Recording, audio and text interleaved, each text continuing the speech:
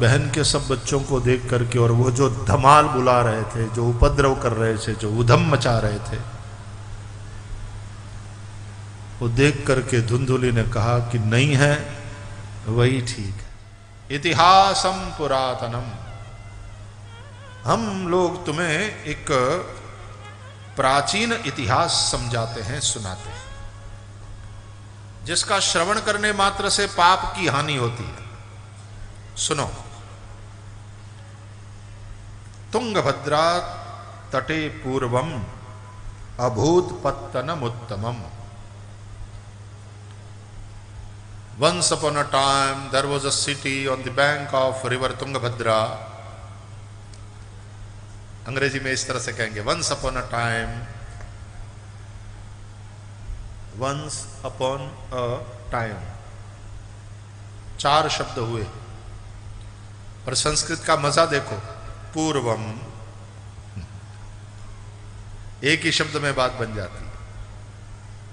यह संस्कृत का सौंदर्य है। तुंगभद्रा तटे पूर्वम अभूत पत्तनम उत्तमम। तुंगभद्रा नदी के तट पर एक उत्तम नगर हुआ करता था।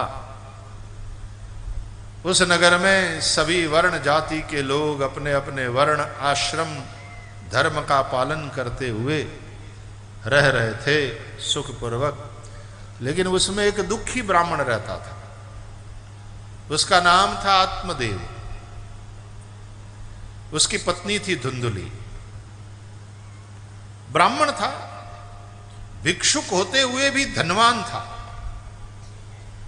सब प्रकार का सांसारिक सुख उसके जीवन में था। बस एक बात का दुख था, उसके कोई संतान नहीं थी, इसलिए दुखी था। अच्छा, ब्राह्मण को दुख था बेटा नहीं होने का, लेकिन ब्राह्मण की पत्नी को दुख नहीं था। वो तो मौज में रहती थी। एक बार पुत्र नहीं होने के दुख से दुखित होकर आत्मदेव ब्राह्मण आत्महत्या करने के विचार से वन में चला गया। वन में आत्महत्या करने ही वाला था वो कि एक महात्मा वहां पर आ गए। अरे रुको रुको रुको रुको, ये क्या कर रहे हो? फांसी का फंदा गले में डालकर लटक रहे हो, पाप है आत्महत्या।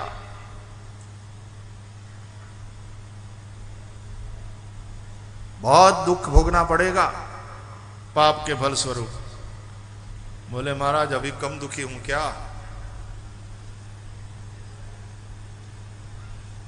मरने दो, क्यों बीच में आ गए? बोले भैया क्या दुख है ये तो बता। बोले महाराज मेरे कोई बेटा नहीं है, पुत्र नहीं है, बहुत दुखी। मेरे पितरों को मेरे गरम गरम आंसू पीने पड़ रहे हैं। उनका अन्य ढंग से मैं तर्पण नहीं कर पा रहा हूं। मेरे आंगन की तुलसी सूख जाती है। मेरी गौशाला में बंधी हुई गाय ब्याती नहीं है। हाथ में कोई गीली चीज लिया तो सूख जाती है मेरे उच्छ्वास, दुखपूर्ण गर्म उच्छ्वास से। खाना हाथ में है लेकिन खाने का मन नहीं करता। गर्म भोजन ठंडा हो जाता है।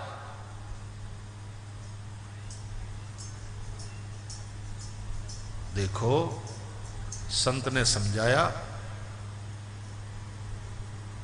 तुम्हारे भाग्य में पुत्र नहीं है, मैंने तुम्हारे प्रारब्ध को बांच लिया। इस जन्म में तो क्या 7 जन्म पर्यंत तुम्हारे भाग्य में पुत्रो नैवच नैवच।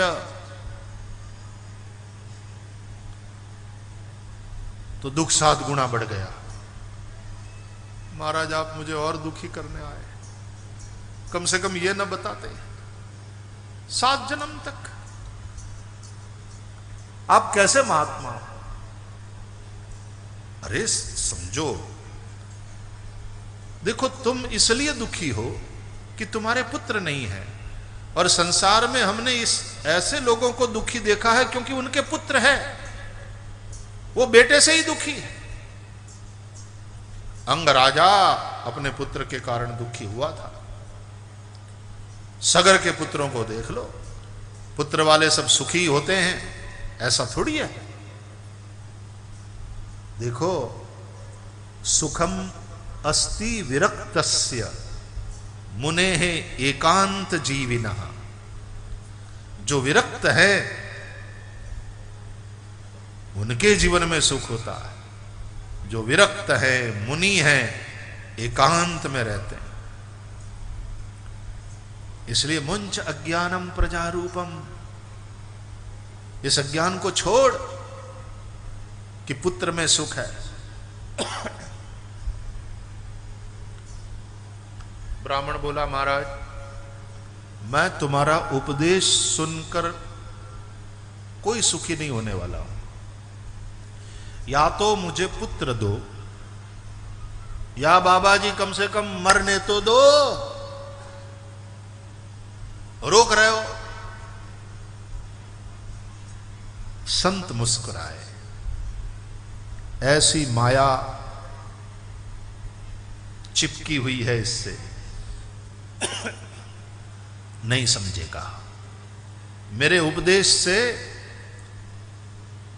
बात नहीं बनेगी। लातों के भूत बातों से नहीं मानते।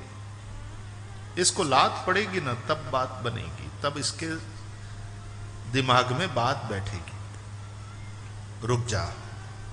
अपनी झोली से बाबा जी ने फल निकाला। ले, ये क्या है महाराज? अरे ले तो, इदम भक्षय पत्न्यात्वम ततः पुत्रो भविष्यति। ले जा और ये अपनी पत्नी को खिला देना, पुत्र होगा। अरे इतना खुश हो गया। बाबा जी पहले झोली में हाथ क्यों नहीं डाला? झोली से जो निकाला उससे काम है, मुंह से जो निकाला वो तो आप अपने पास रखो। पाए लागू महाराज, पाए लागू, बड़ी कृपा, बड़ी कृपा। संसारी बड़े स्वार्थी होते हैं। उसी महात्मा को जो कोस रहा था, अब जैसे ही फल मिल गया, पाए लागू बाबा जी, पाए लागू, बड़ी कृपा, गणी खम्मा, गणी खम्मा, धन भाग हमारे। बस बाबा जी आशीर्वाद बनाए रखो। जा जा, भगवान तेरा कल्याण करे। मैं समझा नहीं पाया, तेरा बेटा तुझे समझा देगा। जीवन के सत्य से, जिंदगी की सच्चाई से तुम्हें रूबरू करेगा। बात की बात में बाबा जी, पहले बेटा तो बस हो जाए। उसको बेटा ही दिख रहा था और कुछ नहीं। फल लेकर के आया उत्साहपूर्वक घर पे, उछलता हुआ, बड़ी प्रसन्नता से। पत्नी बोली, बड़े खुश लग रहे हो आज तो। भले भगवान, बात ही ऐसी है। देख अपने संतान नहीं है, बड़े दुखी हो रहे हैं। पत्नी बोली, आप, I don't have any problem, I am happy. हाँ बोले, जो भी है। देखो, पितरों के ऋण से तब मुक्ति मिलती है जब पुत्र होता है। ये ले, ये ले। बोले क्या है? बोले ये ले। हाथ में दिया फल, एप्पल। I love Apple. बोले पगली, साधारण एप्पल नहीं है, साधारण फल नहीं है। एक महात्मा ने कृपा करके दिया ये फल, कहा है अपनी पत्नी को खिला देना, पुत्र होगा। ऐसा मुंह बनाया पत्नी ने, कैसे पागल आदमी है ये, कहता दीवाना सुनता भी दीवाना। पता नहीं इनको सब बाबा लोग मिल ही जाते हैं किस्म किस्म के। बेवकूफी की हद होती है। अरे भगवान खा ले, हाँ खा लूंगी, अब जाओ। वो चला गया। अब पत्नी धुंधुली, उसको सब धुंधला धुंधला दिखे है, यानी हर बात में शक करने वाली, तर्क लड़ाने वाली। बोलो, कहते हैं फल खा ले पुत्र होगा। हाँ, पढ़ी लिखी थी धुंधुली, माय फुट, पढ़ी लिखी ऐसे बोलती।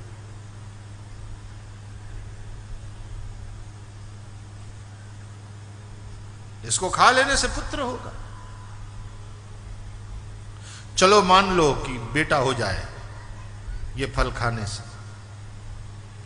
तो फिर मैं अभी हूं उससे ज्यादा सुखी होंगी ना। सोचना तो पड़ेगा कि लाइफ में क्या चेंजेस आएंगे संतान होने के चलते। होता तो है यार, every person which comes in your life it makes changes, है ना। तुम शादी नहीं किए थे तो तुम्हारी लाइफ कुछ और थी, शादी कर लिए लाइफ बदल जाती है कि नहीं। शादी हो गई, तुम दो ही थे, घूमते थे, आनंद करते थे, अब बच्चा हुआ, लाइफ बदल जाती है कि नहीं। तीसरा आया तुम्हारे जीवन में, फिर लाइफ बदली। ऐसी बदलती है कि फिर तो औरों की छोड़ो, खुद पति से ही लड़ाई होती है। तू तो मेरे लिए टाइम ही नहीं देती है, बस तेरी तो पूरी जिंदगी इस बच्चे के पीछे।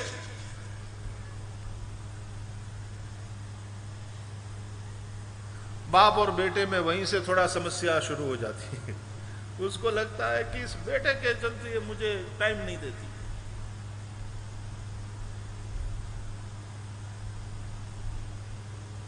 और बेटा बाप के साथ लड़ता है। एक बहुत बढ़िया सुना था कि बेटे ने बाप की ओर आंख दिखाई,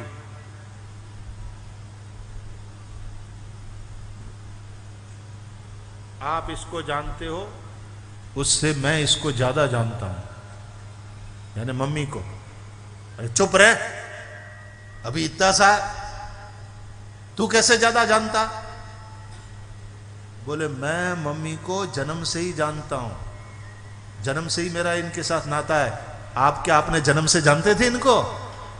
क्या आपका नाता जब आप पैदा हुए तब इनसे था? बाप ने भी सिर खुजलाया कि मेरे बाप तुझे प्रणाम, चला गया। बात तो सही है। I know her from my birth, जन्म से ही मेरा नाता है इसके साथ, मां के साथ। जब से पैदा हुआ तब से जानता हूं। आप जब पैदा हुए आप इसको नहीं जानते थे। आप जब पैदा हुए आपका इनसे कोई नाता नहीं था, मेरी मम्मी से, इसलिए मेरा अधिकार ज्यादा है। तो बेटा अपना अधिकार जताता है इस तरह से।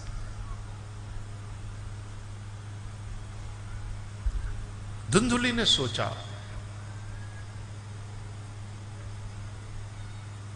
देखो मान लो कि ये फल मैंने खाया और मैं सगर्भा हुई, तो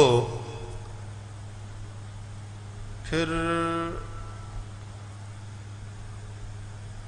जहां चाहूं जा नहीं पाऊंगी, जो चाहूं कर नहीं पाऊंगी, मन में आवे सो खा नहीं पाऊंगी। अच्छा, फिर यदि घर में आग लग गई, देखो कुतर्क देखो इस धुंधुली बुद्धि के, घर में आग लग गई तो दूसरे तो सब भागकर अपनी जान को बचा लेंगे, मैं तो भाग भी ना पाऊंगी। जल जाऊंगी, मर जाऊंगी।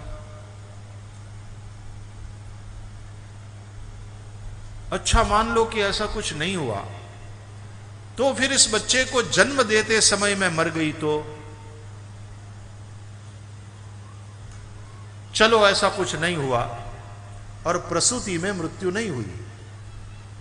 एक जमाना था साहब कि प्रसूति में बहुत महिलाएं मरती थी और बच्चों के भी मृत्यु का प्रमाण बहुत बड़ा था। आज मेडिकल साइंस इतना डेवलप हो गया है और मेडिकल फैसिलिटीज सब जगह अवेलेबल है, इसके चलते अब बच्चों की मृत्यु का प्रमाण भी बहुत कम हो गया है और प्रसूता को प्रसूति की पीड़ा भी अब तो सहनी नहीं पड़ती, सिजेरियन से बच्चे ले लेते हैं। चलो ऐसा कुछ नहीं हुआ तो फिर उस बच्चे को पाल पोस करके बड़ा करने में कितना कष्ट, फिर उसको खिलाओ पिलाओ बढ़ाओ पढ़ाओ और उसके बाद उसका विवाह करो। अच्छा, विवाह करने के बाद जब घर में बहू आएगी तो दोनों मिलकर के सेवा करेंगे कि घर से धक्का देकर निकाल देंगे? क्या भरोसा। धुंधुली ऐसा विचार करती है, ऐसा कुतर्क करती है। क्यों? धुंधुली बुद्धि है और उसने कभी सत्संग नहीं किया, वही ऐसा विचार करेगा। ऐसा कुविचार, ऐसा कुतर्क उसी के जीवन में आएगा, उसी के मन में पैदा होगा। अंत में उसने निर्णय किया कि वंध्या स्त्री ही दुनिया की सबसे सुखी स्त्री है, इसलिए मुझे इस झंझट में पड़ना नहीं है।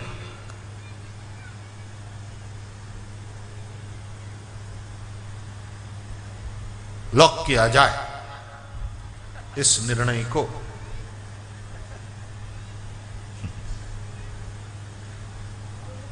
बस लॉक किया ही था, ऐसे में उसकी बहन आई, धुंधुली की बहन आई। उसके बहुत सारे बच्चे थे, एक को यूं उठाया था कमर में, 4-5 पीछे आ रहे थे एक दूसरे को पकड़कर, और एक पेट में था।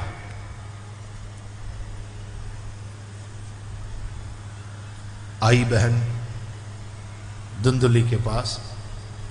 धुंधुली क्या कर रही हो? बोले बैठी हूं।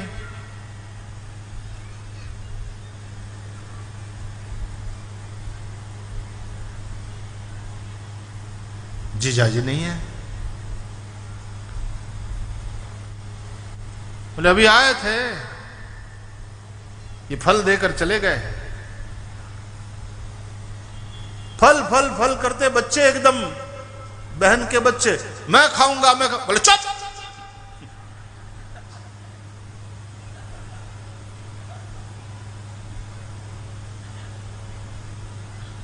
धुंधुली की बहन ने कहा मौसी हो तू, डांट रही हो, बच्चे हैं, फल मांग रहे हैं खाने के लिए, ऐसा क्या कर रही हो? रोज तो खिलाती हो, खिलाओ ना। बोले पागल हो क्या, ये फल ऐसा वैसा नहीं है। मतलब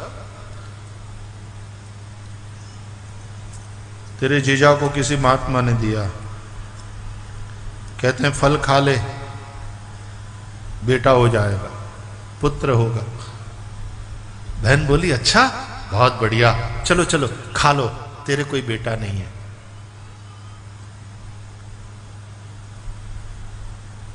तब तक बहन के सब बच्चों को देख करके, और वो जो धमाल बुला रहे थे, जो उपद्रव कर रहे थे, जो उधम मचा रहे थे,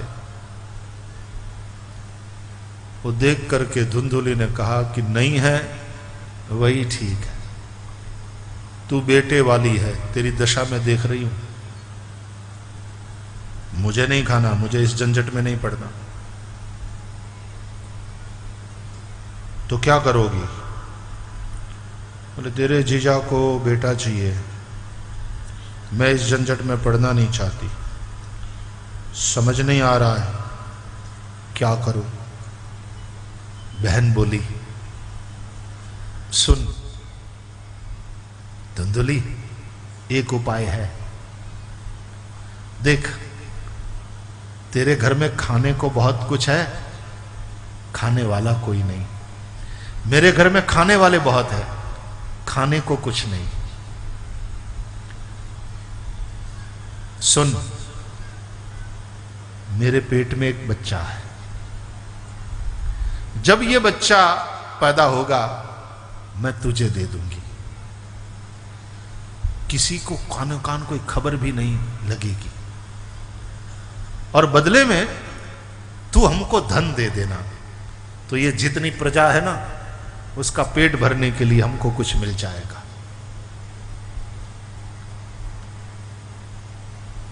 हाँ, धुंधुली ने कहा बात तो सही है, लेकिन इस फल का क्या करूं? तो खिला दे गाय को। गौशाला में गाय को वो फल खिला दिया।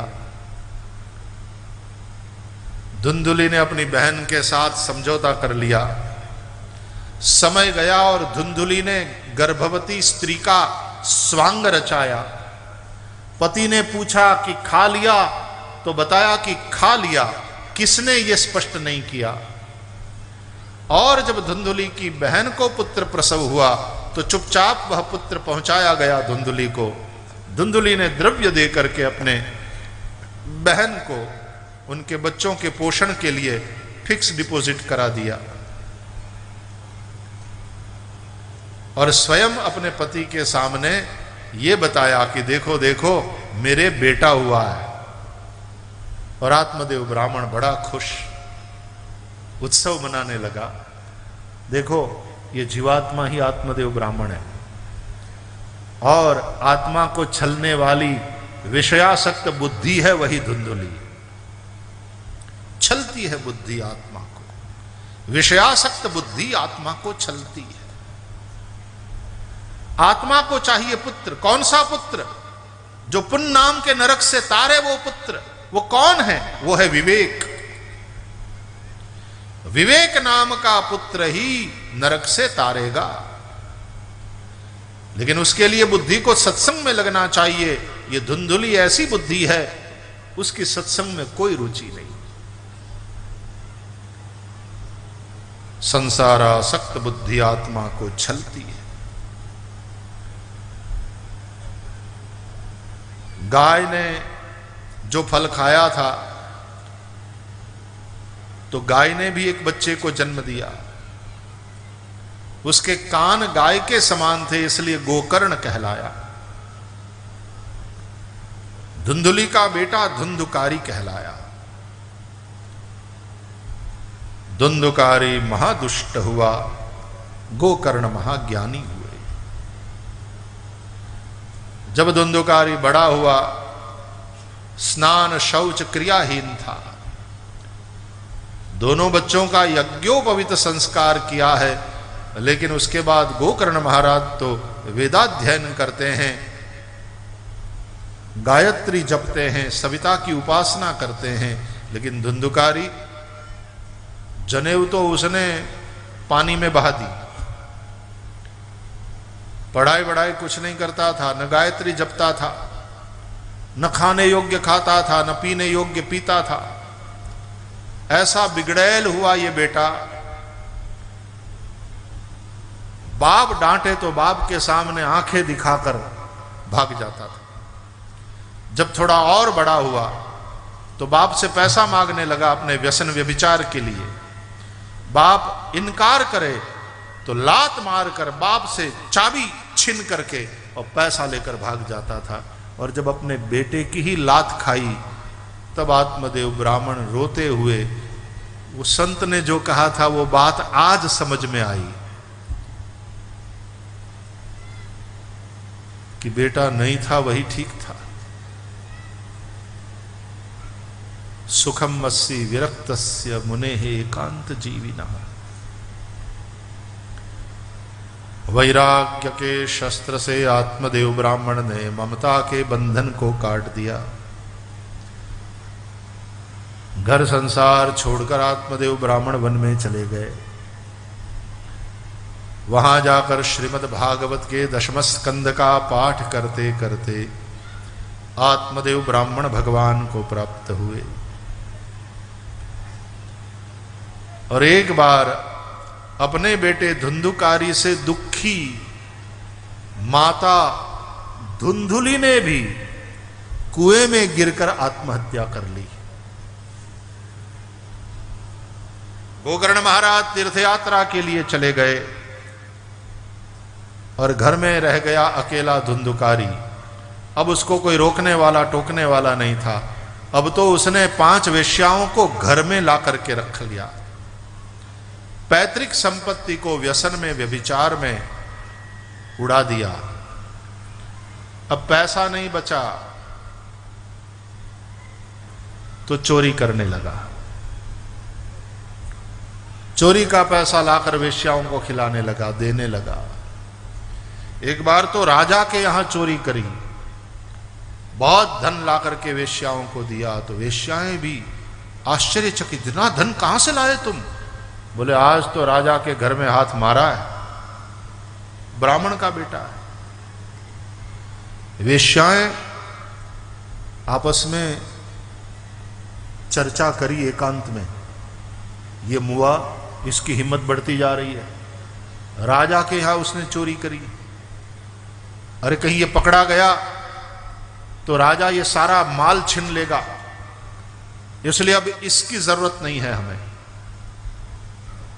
शराब पीकर के रात में सोए हुए पड़े हुए धुंधुकारी को वेश्याओं ने खटिया के साथ ही बांध लिया रस्सी से और फिर उसका गला दबाया। फिर भी प्राण नहीं गए तो चूल्हे से जलते हुए अंगारे ले आई और धुंधुकारी के मुंह में ठूंस दिए। महाकष्ट से धुंधुकारी के प्राण गए। ये 5 वेश्या वही 5 विषय है, शब्द स्पर्श रूप रस गंध। विषय नहीं भोगे जाते साहब, विषयों के द्वारा हम भोगे जाते हैं। भोगा न भुक्ता वयमेव भुक्ता। बेमौत मरा, प्रेत योनि को प्राप्त हुआ। गोकर्ण महाराज को जब पता चला कि मेरे भाई की मृत्यु हुई है, उन्होंने पितृगया में जाकर के श्राद्ध कर दिया। जब घर आए तो पता चला प्रेत के रूप में धुंधुकारी को देखकर कि इसकी तो सद्गति नहीं हुई। उस प्रेत ने कहा, गया श्राद्ध शते नापी नमे मुक्ति भविष्यति। 100 गया श्राद्ध किया जाए तो भी मेरी मुक्ति संभव नहीं, मुझे इस प्रेत योनि से छुड़ाओ। गोकर्ण ने कहा, मैं तेरी मुक्ति का उपाय सोचूंगा। संध्या वंदन करने वाले, गायत्री जपने वाले गोकर्ण महाराज ने सविता सूर्य नारायण से पूछा, हे सविता देव, जिसकी मुक्ति 100 गया श्राद्ध से भी संभव नहीं, उसकी मुक्ति कैसे होगी? बुद्धि को प्रेरित करने वाले सविता देव ने प्रेरणा करी, श्रीमद्भागवतान मुक्ति ही सप्ताहम वाचनम गुरु। उसकी मुक्ति होगी श्रीमद् भागवत से, आप भागवत सप्ताह करो। गोकर्ण महाराज स्वयं पंडित थे, ज्ञानी थे। प्रेत योनि में गए हुए अपने भाई की मुक्ति के लिए गोकर्ण महाराज ने स्वयं भागवत कथा बांची। लोग सुनने के लिए आए। वह प्रेत धुंधुकारी भी वायु रूपधारी वहां पर आया। 7 गांठ वाला एक बांस था, वायु रूप से उसने उस बांस में प्रवेश किया। एक एक दिन की कथा पूरी होते होते एक एक गांठ टूटती रही। 7 दिन की कथा पूर्ण हुई, 7 गांठ टूटी, बांस फट गया और अंदर से दिव्य देहधारी धुंधुकारी बाहर आया। भगवान के पार्षद विमान लेकर के आए धुंधुकारी को लेने। प्रेत योनि से मुक्त दिव्य रूप को प्राप्त उस धुंधुकारी ने श्रीमद् भागवत जी की पोथी को प्रणाम किया। धन्या भागवती वार्ता प्रेत पीड़ा विनाशिनी, सप्ताहोपि तथा धन्यः कृष्णलोक फलप्रद। भागवती कथा को धन्य है जो प्रेत पीड़ा से मुक्त करती है। भागवत सप्ताह यज्ञ को धन्य है जो श्री कृष्ण लोक की प्राप्ति कराता है। भगवान के पार्षद धुंधुकारी को भगवान के धाम में ले गए।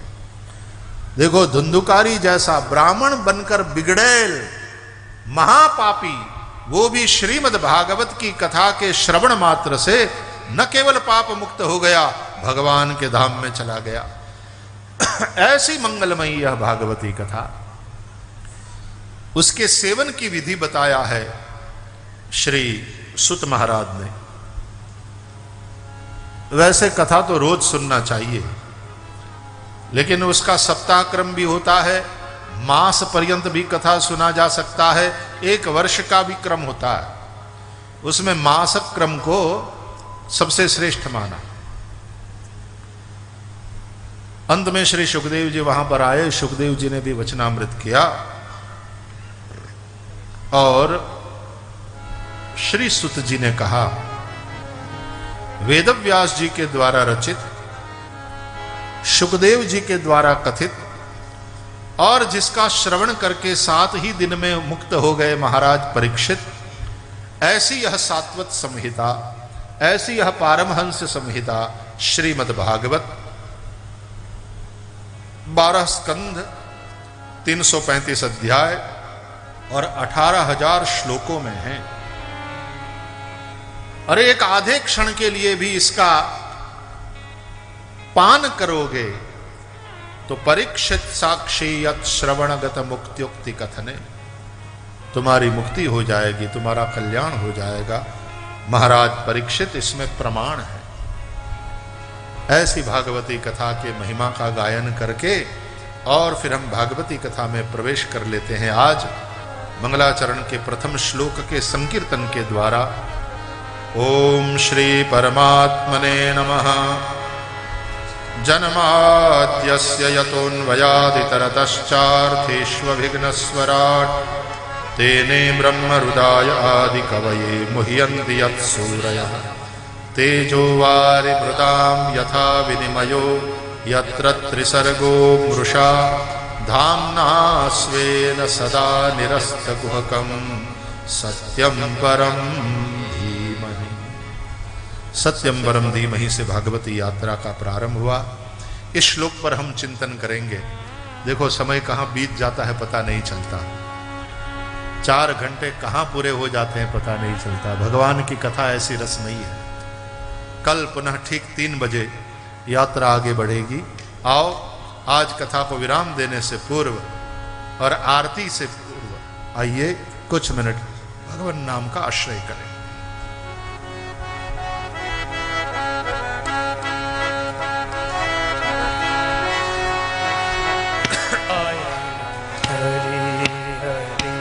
श्रीमन्नारायण नारायण हरि हरि, नारायण नारायण हरि हरि, श्रीमन्नारायण नारायण हरि हरि, श्रीमन्नारायण नारायण हरि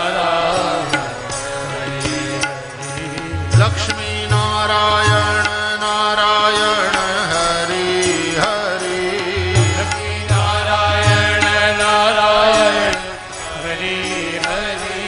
लक्ष्मी नारायण नारायण हरि हरि, लक्ष्मी नारायण नारायण हरि हरि, श्रीमन्नारायण नारायण हरि हरि, श्रीमन्नारायण नारायण हरि हरि, श्रीमन्नारायण नारायण हरि हरि, श्रीमन्नारायण नारायण हरि हरि, सत्यनारायण नारायण हरि हरि, सत्यनारायण नारायण हरि हरि, सत्यनारायण नारायण हरि हरि, सत्यनारायण नारायण हरि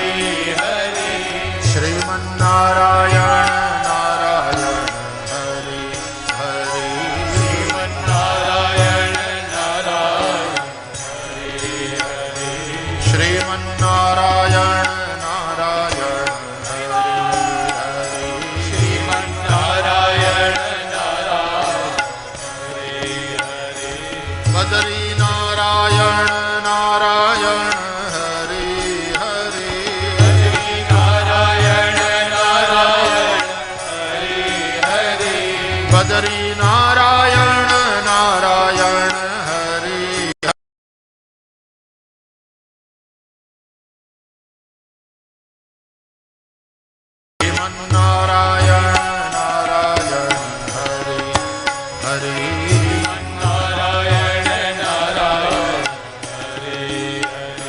श्रीमन्नारायण नारायण हरे हरे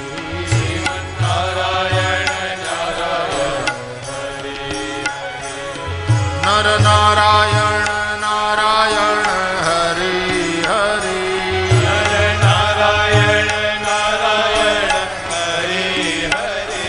नर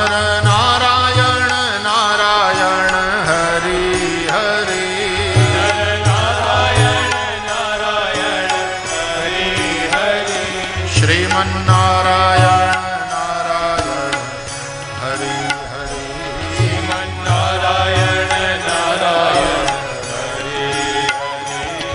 श्रीमन्नारायण नारायण हरे हरे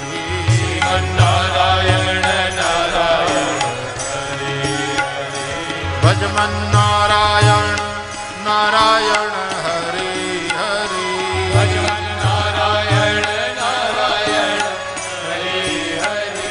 भजमन नारायण नारायण हरे हरे श्रीमन्नारायण नारायण हरे हरे श्रीमन्नारायण नारायण हरे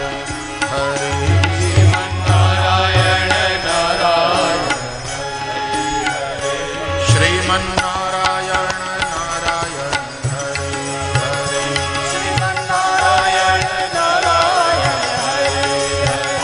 श्रीमन्नारायण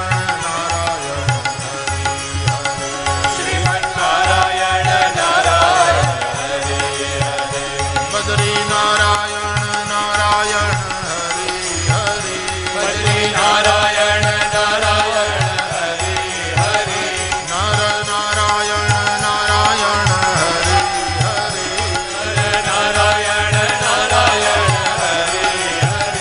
श्रीमन्नारायण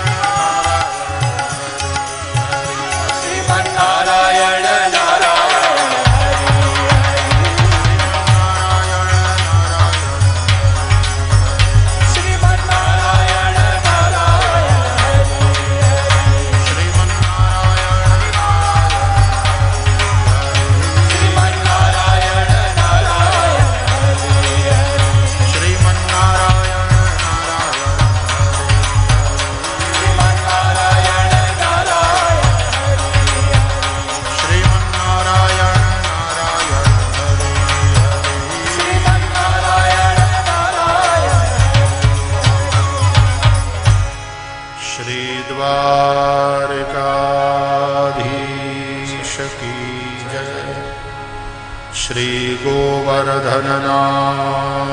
की जय श्री गिरिराज धरण की जय श्री बालकृष्णलाल की जय सद्गुरु भगवान की जय ओ